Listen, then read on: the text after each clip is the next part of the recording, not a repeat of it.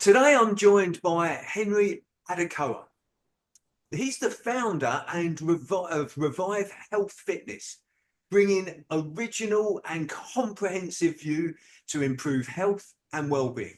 So welcome, Henry. Okay, hiya, Simon. Thank you for joining us today. No problem. Thanks for inviting me. But look, Henry, tell us a little bit more about Revive Health Fitness and what you do. Okay, well, I'm in the wellness industry really, so I'm a fitness trainer, health and fitness trainer, and I've been a trainer for almost over 30 years now. I started back in 1995, in the gym in Tunbridge Wells, and just over the years, I've kind of developed my skills, my knowledge, experience to eventually now provide, which is Revive, which is for corporate well-being. So I just want to try and get into the well-being sector for businesses and their employees. And that sounds, and then that's a really sort of big thing at the moment, isn't it? That employers want to look after their employees, both in terms of body and mind. Hmm.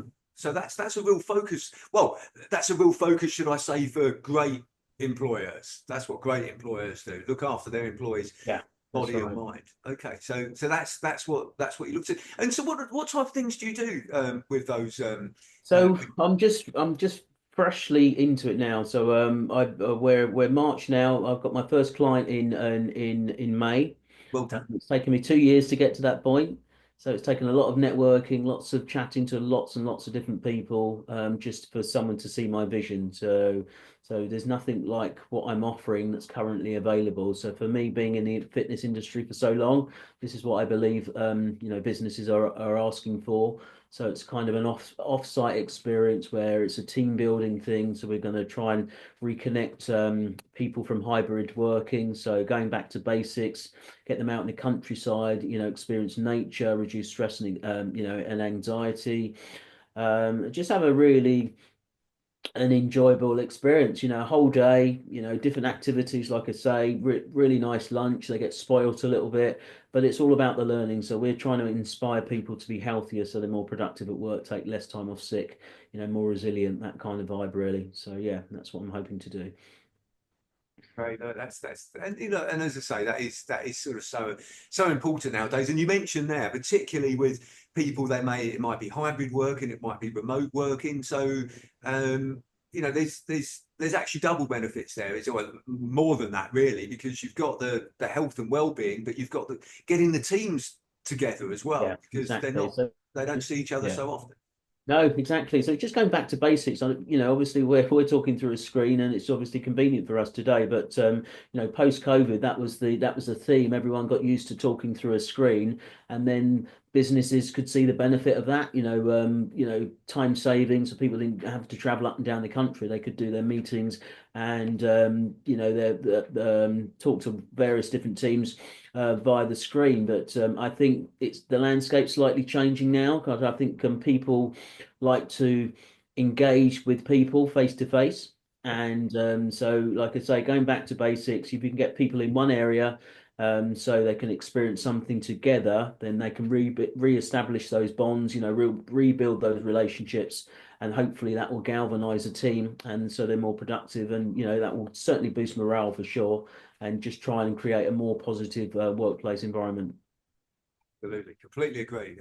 Um, let's let's sort of go back a bit, if that's okay, Henry. And I always like to find out why people became business owners. So, what made you become a business owner? Was it something that you always wanted to do? Did you just fall into it? I What think I was your just fell journey? into it really. I think it's about my character. I don't know, but you know, I I played, fitness is my background. So when I was younger in my teens, I played a lot of sport. So I was always into kind of health and fitness in some kind of way. So I used to play inline hockey, which is like ice hockey and blade. So I played that for around 10 to 15 years. And then from that inspired me to become a personal trainer. So I got qualified and started working in the gym. And then just after maybe 6, 8 months, I thought, yeah, this is really good. I'm enjoying what I do, but I'm quite ambitious. I want something else.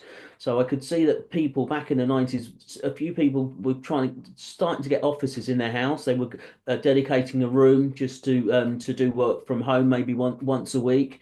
And I could see a need for maybe for someone like me to go into their house. They could do a workout, and then I could disappear. They could get a shower and then carry on with their day, rather than coming to the gym and wasting maybe spending 2 to 3 hours round trip just to have an hour's workout. So yeah, so that was the encouragement. So I applied to the Prince's Youth Trust. So I managed to get a loan from the Youth Trust, and then they gave me a few £1,000, and I bought myself a van, some kit, and everything else. Got myself out in the Courier, went to the Courier newspaper, which was a local one back then, and then just built up from there, really. So yeah, I was one of the first, I think, back in Tunbridge Wells back in the day.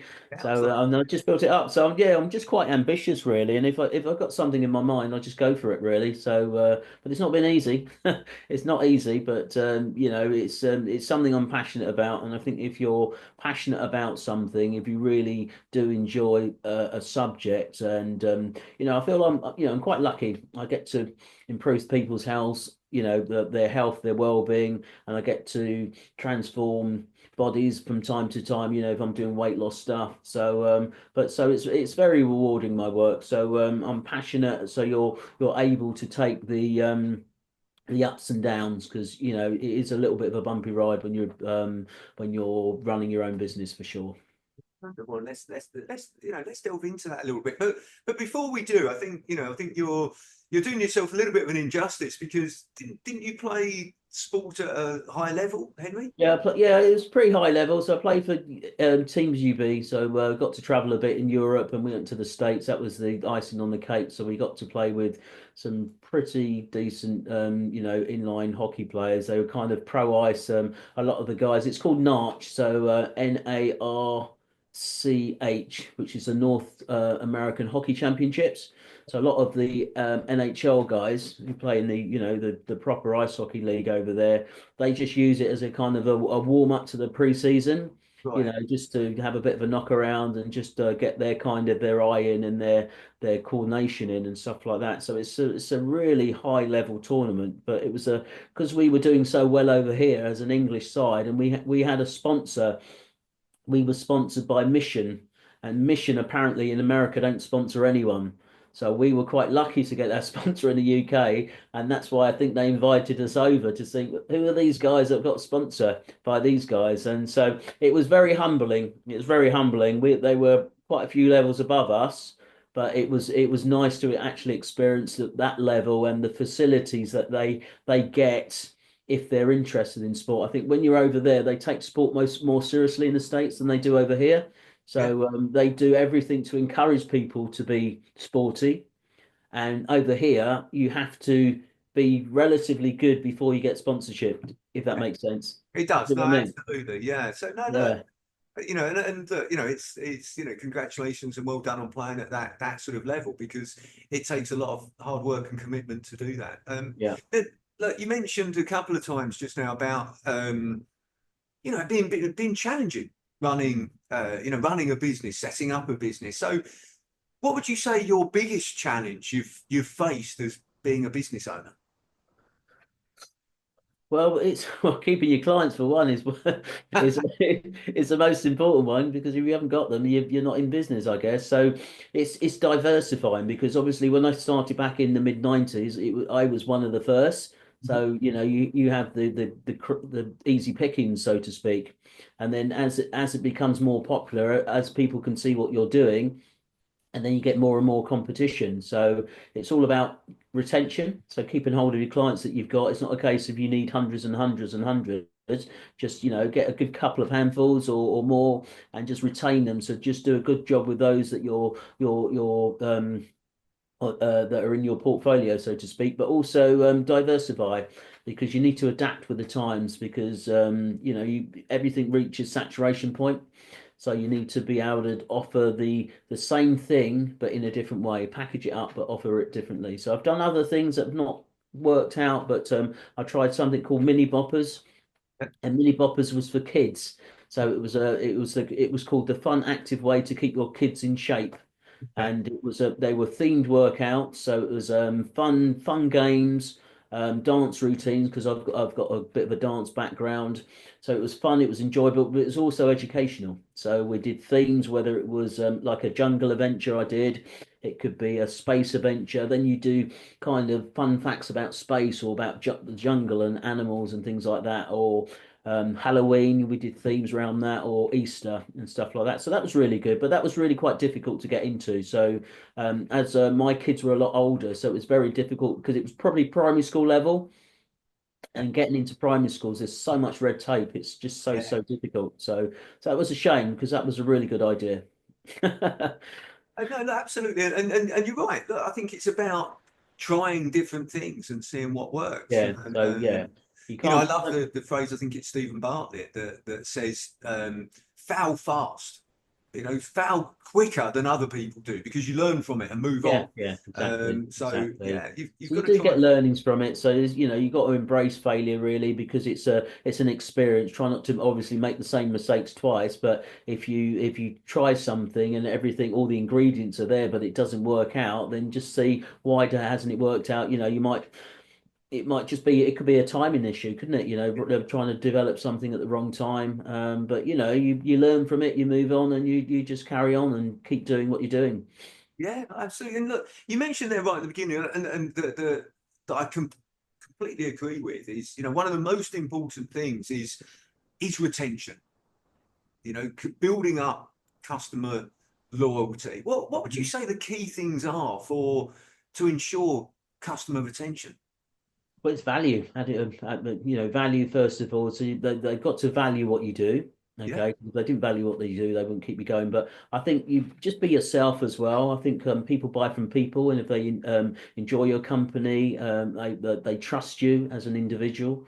And then I think that certainly helps with retention. I've got clients that I've kept for 15 years.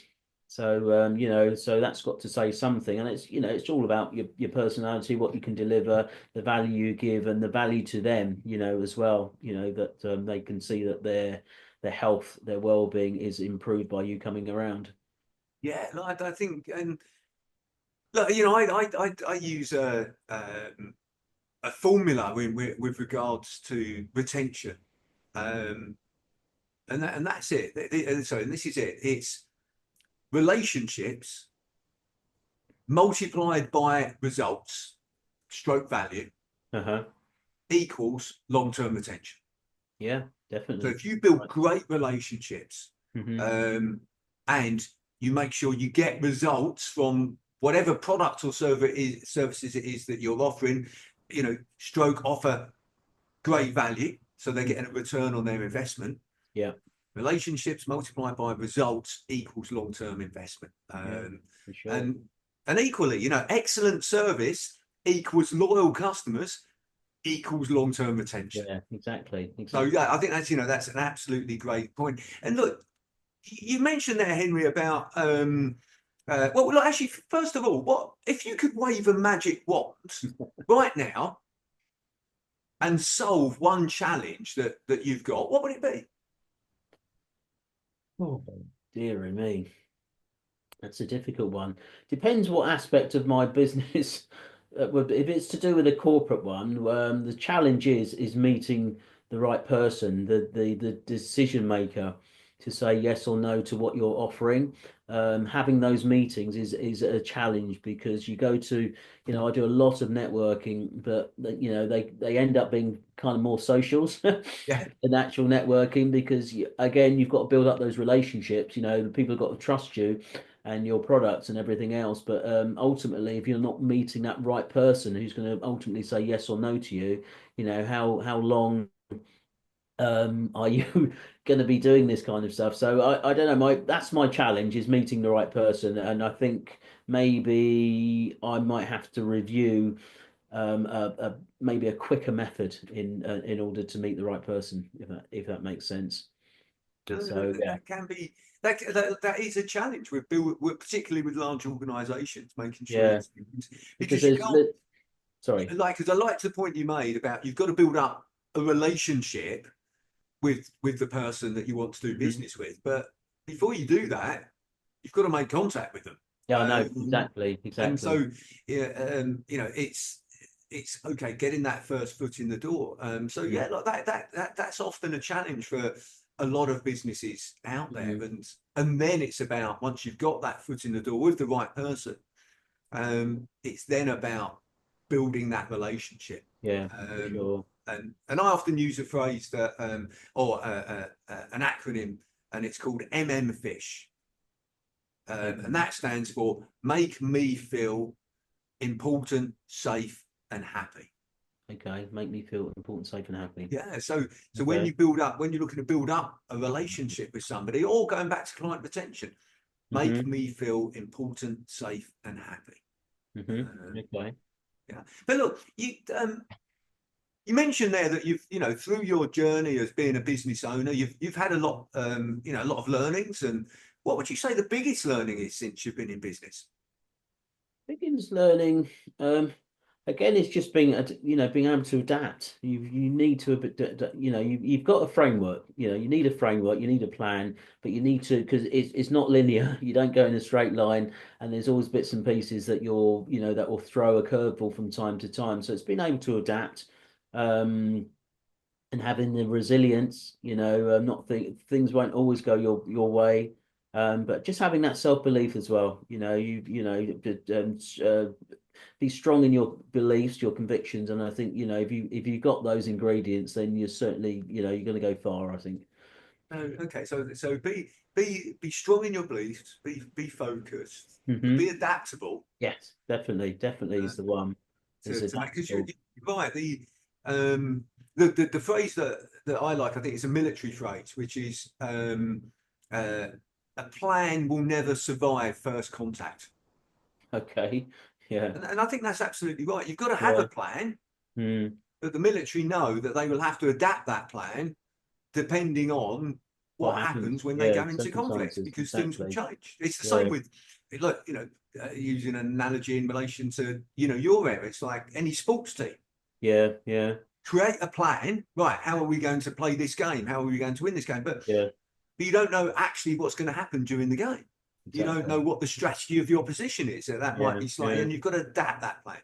Yeah. So I think Sure. that point that you mentioned there is that adaptability is great and really Yeah. important. It's key. It is. Yeah.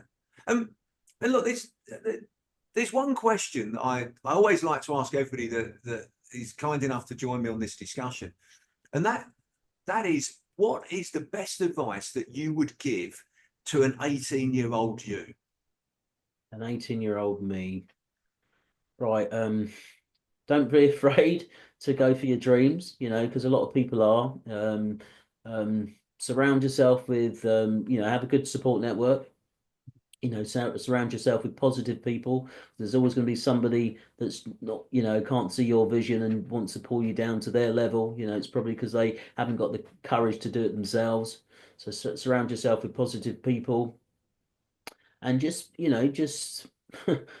just go with the flow. Just let don't be too restrictive. Have an open mind. Have a plan, obviously, like we've just said. Have a plan. You need to know where your A and your B point is, but just go with the flow, go with it. But just be strong, be resilient, be passionate. Love what you do, and then hopefully good things will happen. I love that. That's some great advice there. Really important. I'm sure people listening to this will, really benefit from that as well. So thank you very much. Well, look, No Henry, problem. I really appreciate you taking the time to speak with me today and sharing more about your business and also your journey. So thank you very much. Okay, no problem, Simon. Thanks for having me.